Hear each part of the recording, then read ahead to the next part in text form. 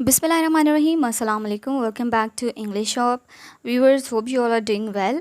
तो आज एक नई वीडियो लेकर आई हूँ मैं आपके लिए और इस वीडियो के अंदर हम लोग सीखेंगे इंग्लिश को through listing skill. As you all know that there are four speaking skills, English learning skills, sorry. The basic one is listening, मतलब आपको अगर आप सुनते हो, मतलब आप कुछ भी सुनेंगे तो ही आपको बोलना आएगा।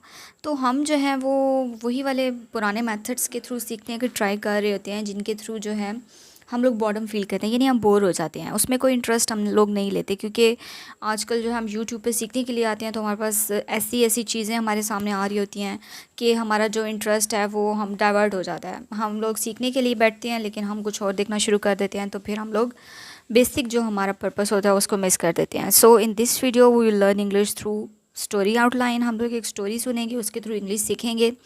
इससे आपकी वोकैबुलरी इन्हेंस होगी, आपकी इंग्लिश स्पीकिंग स्किल्स बेहतर होंगी, आप फ्लुएंटली बोल पाएंगे। और the more obvious is that कि आप बर्डन फील नहीं करेंगे, आप बोर नहीं होंगे।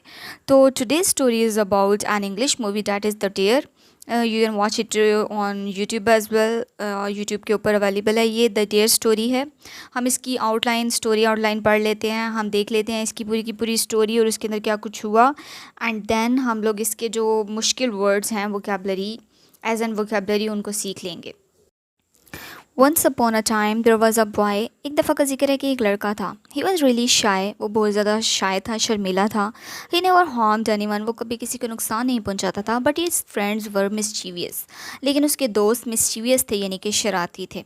अब यहाँ पर एक शाय का वर्ड यूज़ हुआ है, डैट मीन्स शर्मीला। हम एक शर्मीले बंदे के लिए शाय का वर्ड यूज़ करते हैं।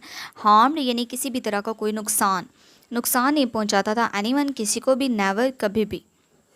और मिस्चीवियस लास्ट लाइन में यूज़ हुआ है, विच मीन्स शरारती। They used to tease him quite often, वो उसको मुसलसल या मामूल के मुताबिक तंग किया करते थे। But he never replied them badly, लेकिन उसने उनको कभी भी बुरे तरीके से जवाब नहीं दिया। Once they took him to a jungle, एक दफ़ा वो उसको एक जंगल में ले गए। They threw live cockroaches on him, उन्होंने उसके ऊपर जिंदा कॉकरोचेज जो थे वो फेंक दिए। तो टीज का मतलब होता है तंग करना, रिप्लाइड का मतलब होता है सेकेंड लाइन में यूज़ हुआ है जवाब देना, बैडली बुरे तरीके से। और okay, the next one is he cried for help but no one was there to help him. वो मदद के लिए चिल्लाया, क्राइड का मतलब होता है चिल्लाना, लेकिन वहाँ पर कोई भी उसकी मदद के लिए नहीं था। ही वॉज रियली अफ्रेड, वो बहुत ज़्यादा खौफजदा हो गया। अफ्रेड का मतलब होता है खौफजदा होना। नेक्स्ट मॉर्निंग, अगली सुबह, they again took him to an unknown place, वो उसको दोबारा एक अननोन प्लेस पर लेके गई। यहाँ पर अननोन का वर्ड यूज़ हुआ है, विच मीन एक अनजान जगह, वो वाली जगह जिसके बारे में हमें कुछ पता भी ना हो। अगेन यहाँ पे फोर्थ लाइन में यूज़ हुआ है, विच मीन्स दोबारा। टुक का मतलब होता है लेके जाना। अब हिम का वर्ड उस बॉय के लिए यूज़ हुआ है। Okay, there was an old silent house. वहाँ पर एक पुराना सुनसान घर था। They ask him to go into the house, उन्होंने उसको कहा कि इस घर के अंदर जाओ। फर्स्ट ही वॉज अफ्रेड, पहले वो खौफजदा हुआ टू डू सो, ऐसा करने से। बट लेटर ही एग्रीड, लेकिन बाद में वो रजामंद हो गया। अब फर्स्ट लाइन में साइलेंट हाउस से मुराद है एक ऐसी जगह जो बिल्कुल अनपॉपुलेटेड होती है, जहाँ पे पॉपुलेशन बहुत कम होती है, जहाँ पे काफ़ी अर्से से कोई गया नहीं होता, खामोशी होती है। अफ्रेड हमने पहले भी पढ़ा है खौफजदा हो जाना, और एग्रीड होता है रजामंदी। When he went into the house, जब वो उस घर के अंदर गया, someone put handkerchief on his mouth and dragged him in.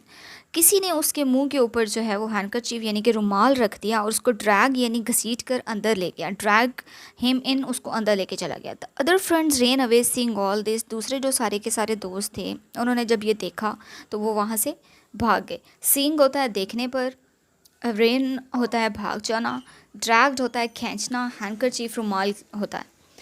Okay, that man imprisoned him and tortured him. He used to give him raw meat to eat. The innocent boy had to do all the work, otherwise he was being punished. वो वाला इंसान जो उसको drag करके अंदर लेके गया था, ही imprisoned him, उसने उसको कैदी बना लिया, एंड tortured him, और उसको तशद्दुद का निशाना बनाया। वो उसको कच्चा गोश्त, रॉ मीट होता है, कच्चा गोश्त देता था खाने के लिए। जो मासूम लड़का था उसको पूरा दिन काम करना पड़ता, otherwise he was being punished. अगर वो ना करता तो उसको फिर पनिशमेंट दी जाती, यानी उसको सज़ा दी जाती। 10 years had passed in this way, 10 साल इसी तरीके से गुजर जाते हैं। Nobody came to help the boy, लड़के की मदद के लिए कोई भी नहीं आता। The boy decided to take revenge from his friends, तो फिर वो लड़का डिसाइड करता है कि वो अपने इन दोस्तों से बदला लेगा। He thought a plan, वो एक प्लान बनाता है, एक मंसूबा सोचता है। फर्स्ट लाइन में पास्ट होता है गुजर जाना, nobody came to help the boy, nobody यानी कोई भी ना आया। डिसाइडेड होता है फैसला कर लेना, रिवेंज का वर्ड थर्ड लाइन में यूज हुआ विच मीन्स बदला। He thought a plan, plan का मतलब होता है मंसूबा, थॉट सोचा। First he killed that man, पहले उसने उस आदमी को कत्ल किया। किल्ड होता है कत्ल करना। हु इम्प्रिजन हिम, जिसने उसको कैदी बनाया था। लेटर, बाद में ही फाउंड हिज फ्रेंड्स, उसने अपने दोस्तों को ढूंढा। And started to punish them, और उनको पनिश करना स्टार्ट कर दिया। फाउंड का वर्ड यहाँ पे यूज़ हुआ है विच मीन्स ढूंढा, तलाश किया। स्टार्टेड शुरू कर दिया। पनिश सज़ा हमने पहले भी पढ़ा है। इम्प्रिजन्ड का मतलब होता है कैदी बना लेना, ये भी हमने पहले पढ़ा है। किल्ड होता है कत्ल कर देना, मार देना। He killed one of them by feeding alive cockroaches, उसने उनमें से एक को जिंदा कॉकरोचेस खिलाकर ही मारा। फीडिंग होता है खिलाना।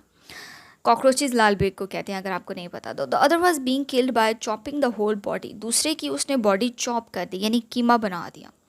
वो इस तरीके से किल किया गया कि उसका कीमा बना दिया गया। It was a cold murder Indeed, ये एक बहुत ही घिनौना या बहुत ही सख्त तरीके वाला या बहुत ही रूथलेस मर्डर था। इंडीड, बेशक। इंडीड का मतलब होता है बिलाशुबा।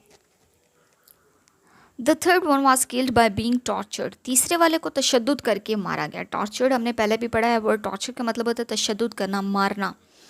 But the fourth one was set free, लेकिन जो चौथा था, 4 लोग थे, चौथे को वैसे ही फ्री कर दिया गया। बाय टॉर्चरिंग बैडली, उसको बुरे तरीके से टॉर्चर किया जाता है, मारा जाता है, यानी कि बैडली होता है बुरे तरीके से, और फिर उसको सेट फ्री यानी उसको आज़ाद कर दिया गया। थर्ड वन यानी तीसरा। He took his revenge by killing them ruthlessly, उसने अपना बदला लिया। ही टुक, उसने लिया, हिज रिवेंज, अपना बदला, बाय किलिंग, मार कर, दैम, उनको, रूथलेसली, बुरे तरीके से, या बहुत ही यानी तरस ना खाने वाले अंदाज में उसने उनको मारा। You all can watch this movie as well, ये मूवी भी वहाँ पे अवेलेबल है। आपने इसकी स्टोरी सुनी हुई होगी तो ये आपको इसीलिए समझ में आ जाएगी। आपको मतलब इंग्लिश में आप उसको ट्रांसलेट करने की कोशिश कर सकते हैं, इस तरीके से आपकी इंग्लिश जो है वो बेटर होगी। This story teaches that we should not traumatise someone in a way that they became monsters for taking their revenge. ये कहानी हमें ये सबक सिखाती है, टीचर्स सबक सिखाती है कि वी शुड नॉट ट्रॉमाटाइज, यानी हमें किसी को इस कदर ट्रॉमाटाइज, इस कदर परेशान, इस कदर जहनी मरीज़ नहीं बना देना चाहिए कि वो एक मॉन्स्टर बन जाए, यानी जानवर बन जाए अपना बदला लेने के लिए। यानी वो इस हद तक चला जाए जिस हद तक ये लड़का चला गया था। इस लड़के का वैसे बेसिकली नेम जो था मूवी के अंदर, ही वॉज माइक, और जिसने कॉकरोचेस डाले थे she was a girl, and her name was Kat I guess, and one was Tom and the other was Flip I guess. लेकिन आपने मूवी देखनी है और फिर आपने बतानी है, आपने कमेंट सेक्शन में भी बताना है कि how was the movie. So we should not spoil someone's life, हमें किसी की ज़िंदगी को जो है वो बर्बाद नहीं करना चाहिए in that way. This story line teachers. तो hope you all understand the story. English के मीनिंग्स भी आपने याद रख लेने और स्टोरी भी देखनी है, आपको ईजी हो जाएगा स्टोरी देखना भी। Thank you for watching.